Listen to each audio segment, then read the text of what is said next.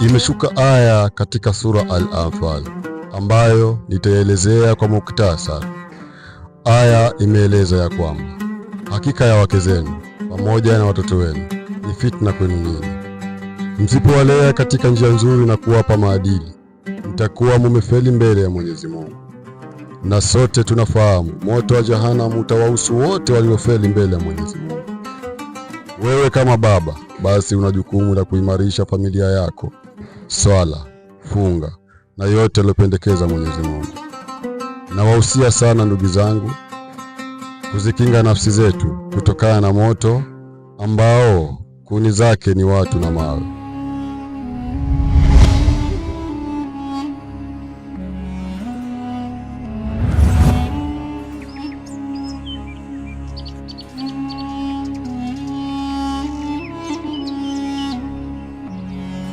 Sani, nafikiri ni kama nilivyokueleza awali ya kwamba shemeji yako alijifungua, ingawaje kwa bahati mbaya ama tuseme kwa mipango ya Mungu mtoto alifariki.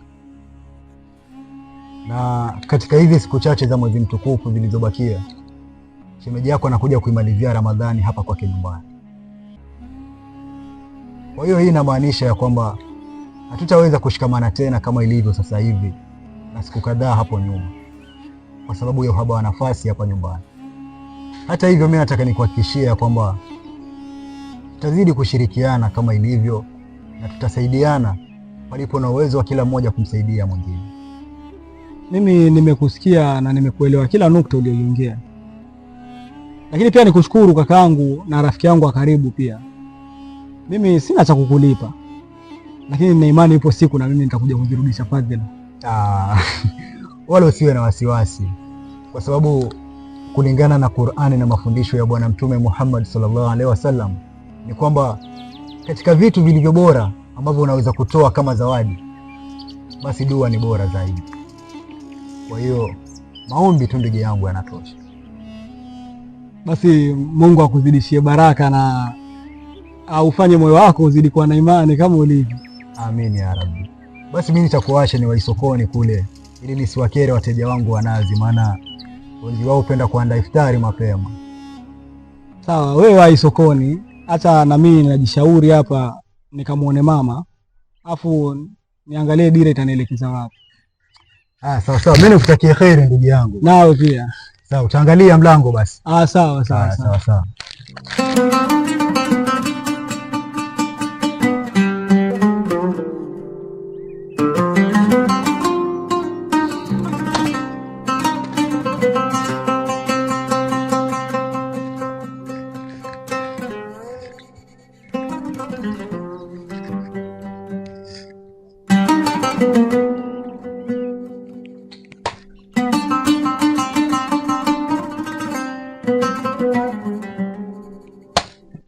Shikamoo mama. Maraba. Mwanangu Saadi, mbona unanitafutia matatizo wewe? Leo babako akitokezea saizi mimi nitamjibu nini? Ondoa hofu mama, nimeyasoma vizuri majira na najua haya sio masaa ya mzee Mabruki kwa nyumbani. Fanya adabu, ni babako. Na ningekuwa mwanawe kweli angenifukuza hapa nyumbani. Haya, kimekuleta nini? Sina kibao yote ya chakula.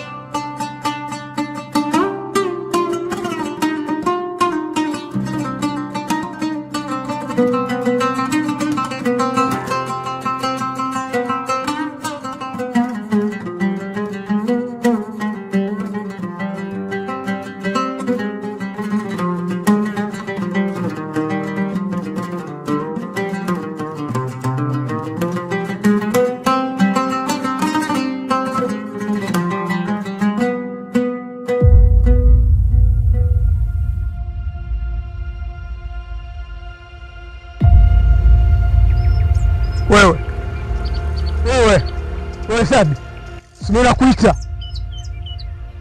nakuita njoo hapa. Watoka wapi? Nyumbani. Wewe na mimi tuliwekeana mikakati gani? nisifike hapa leo nyumbani. Na hivi sasa umetoka huko, ulikuwa umefuata nini?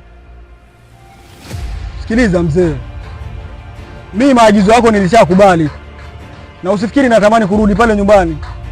Mimi nimekuja tu kumwona mama na kuchukua nguo zangu.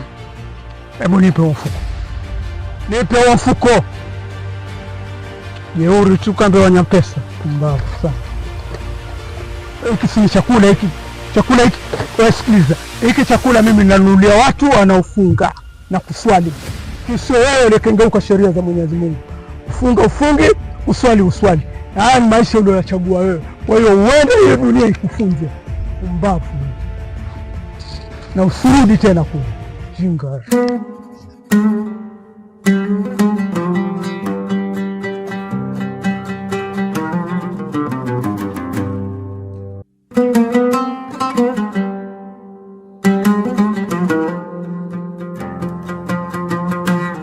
Mama Sadi. Abe. Salamu alaikum. Salamu.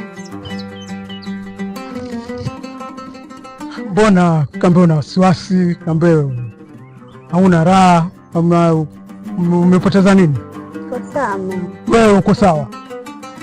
Shika mfuko. Shika. Ulikuwa umempatia chakula cha nini? Mume wangu sio hivyo. Kadi alivyokuja leo nimeishiwa mpaka na nguvu za mwili, ndio maana nimeamua nimsaidie. Kuanzia leo sitaki kumwona Saadi hapa na sitaki Saadi msaidie na chakula hapa. Tafadhali, ukitaka tuelewane mke wangu, unisikilize na baba. Mungu anasema katika Qur'ani tukufu kwamba mali zenu, wake zenu na watoto wenu, hiyo itakuwa ni fitna kwenu, na nisipowapa maadili mema, mimi nitakuwa nimefeli mtihani wa Mwenyezi Mungu na jahanamu itanihusu, na siko tayari kuingia jahanamu.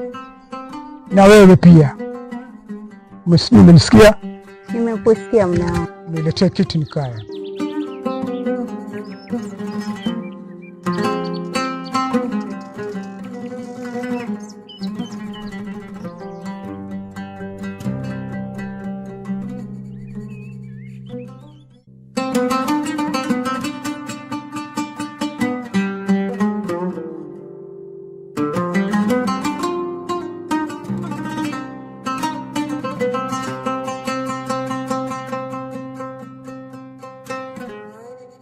Assalamu alaikum. Mama Sadi. Walaikum salam. Karibu. Asante. Karibu ukae mama. Shukran.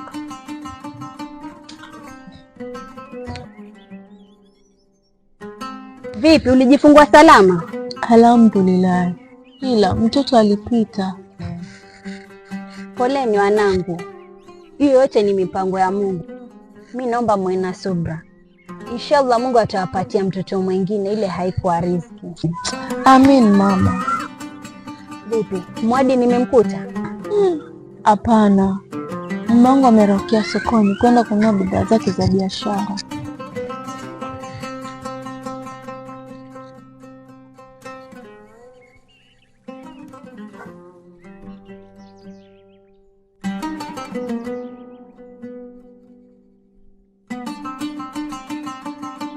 Basi naomba mfikishie ujumbe, mwambie ampatie Saadi.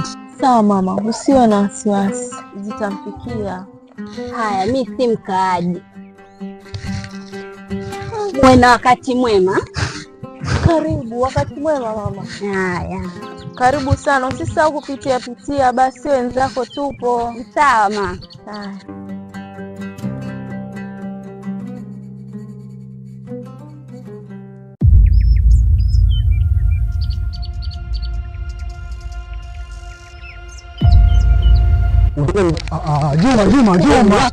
Juma. Kuna nini? Kuna nini? Amefanya nini? Huyu alikuja mgawani kwa mke wangu, akaitisha chakula akapewa.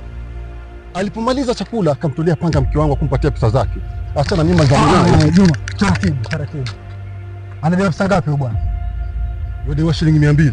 Sasa fanya hivi, mimi nitakulipa na ugomvi uishi hapa. Ni sawa? Wewe kwa heshima yako tu. Kwa heshima yako. Hata mimi nakuheshimu sana huyu, na ndio maana naomba tusikilizane kaka. Sawa.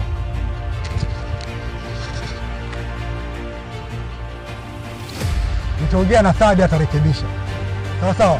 Mwanangu ya heshima yako, lakini huyu tutamalizana. Juma, hata mimi nakuheshimu sana, ndio maana naomba tusikilizane, sawa? Nimekuheshimu sana kwa sababu ya huyu.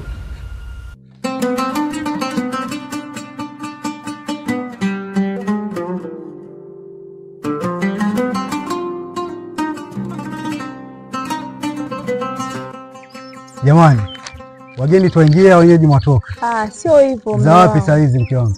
Nafika hapo kwa jirani, mume naenda kusukwa. Na imani utochelewa lakini. Sitochelewa, sitokaa sana. Sawa. Ila mume wangu, kuna hizi pesa hapa nimepatwa na mama Kesadi, ameniambia umpatie mwenyewe alafu atumie matumizi yake madogo madogo. Sawa, ondoa shaka, ujumbe utafikia. Sawa.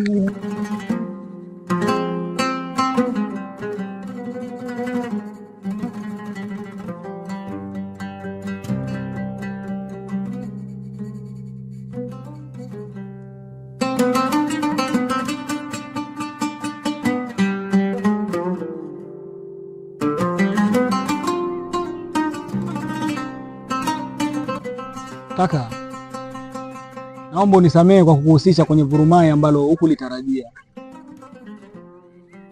lakini pia nikushukuru kwa wingi wako wa fadhila, kwa sababu nina hakika 100% sasa hivi ningekuwa mnazongelea habari zingine huku mkiniita marehemu. Ni kawaida binadamu kusaidiana, ila wakushukuriwa zaidi ni Mwenyezi Mungu. Kikubwa nitakachokusii na kukusisitiza, mtwii sana mzee wako, kwa sababu nina imani leo utakitekeleza hiki, basi radhi za Mwenyezi Mungu zitakushukia na hizi balaa zote zitakuepuka, kwa sababu mwisho wa siku unafaa ukumbuke ya kwamba hii ni dunia tu, isikuvae, kwa sababu utaiacha kama ulivyoikuta. Hebu jiulize tu mwenyewe, ikiwa hapa duniani dhiki zinakuandama kiasi hiki, na je, kesho akhera itakuwaje? Wallahi ninailaumu sana nafsi yangu kwa kuniweka pabaya na pia kuhatarisha maisha yangu. Ikiwa kweli haya yote ni kwa sababu ya kutofuata amri za baba yangu, basi ninajirudi. Kaka, naomba tuongozane ukaniombee radhi kwa mzee. Mashaallah. Tunasubiri nini tena? Twende kaka. Vipi? Si nibadilishe yani? Sijali.